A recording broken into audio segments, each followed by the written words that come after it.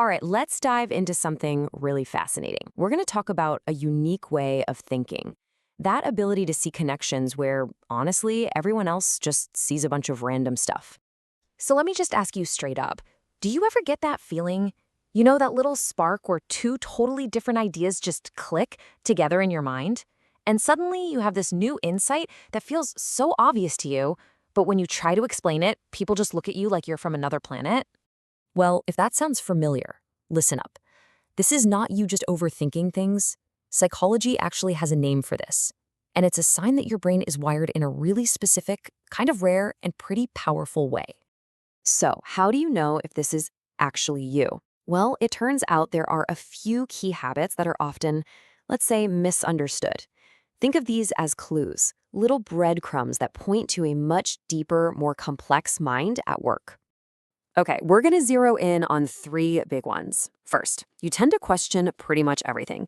Second, you actually like being alone. And third, you cannot stand small talk. If you're nodding along right now, let's break this down.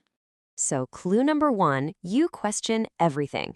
And I mean everything. Things that other people just accept as true. This isn't about being difficult or argumentative. It comes from a really deep need for the world to actually make logical sense. And this, right here, gets to the heart of it. Your brain isn't wired to just go along with the crowd. It needs things to add up. Basically, your mind just flat out refuses blind belief. It has this built-in need to check the facts, to understand the why, and to connect the dots for itself. Now that need for understanding, it leads us right to clue number two. You don't just put up with being alone. You actively seek it out.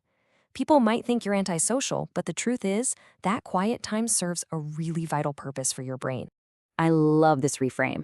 Solitude is what gives your brain the space it needs to process all that information it's taking in, to find those hidden patterns, and to let those big ideas bubble up to the surface. For you, silence isn't empty, it's fuel. It's what powers the whole system. And a third clue. Oh, this one's a classic. You find small talk physically draining. You could be totally silent while everyone's talking about the weather, but the second the conversation turns to something deeper complex, you suddenly come to life. Look, it's not about being rude or snobby. It's a cognitive thing. Your brain is built for depths. It craves substance. Trying to engage in small talk is like trying to run a race car on cheap gas. It just sputters out because it's not the right kind of fuel. Okay, so let's recap. We've got these clues: questioning everything, needing solitude, and craving deep conversations. Now, on their own, they might just seem like personality quirks, but what if they're not separate at all? What if they're all just symptoms of one single powerful engine running under the hood? So what is it? What's the hidden engine driving all of these behaviors? This is really the key to understanding this whole way of thinking. And here's the answer. It's a psychological process called associative integration. That's a fancy term for the ability to take ideas from completely unrelated areas, say biology and economics, and merge them together to create something totally new.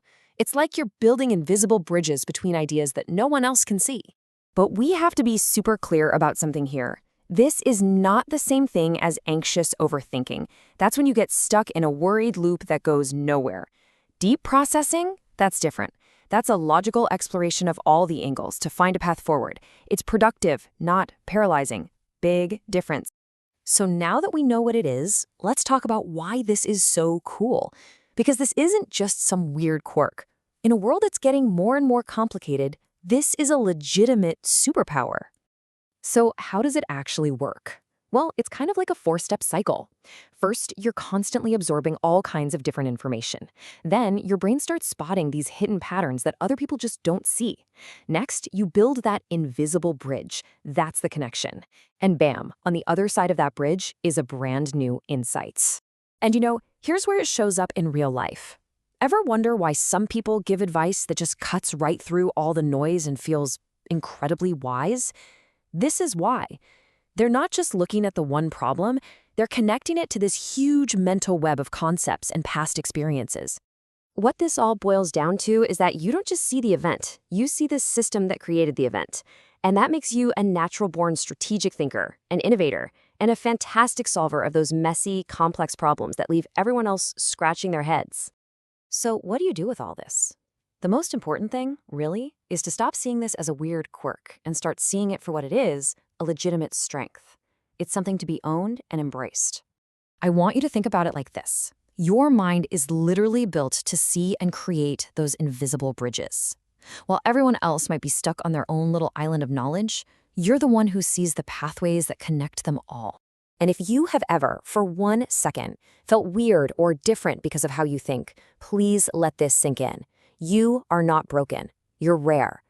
And in a world that is screaming for new ideas and better solutions, rare is an incredibly valuable thing to be.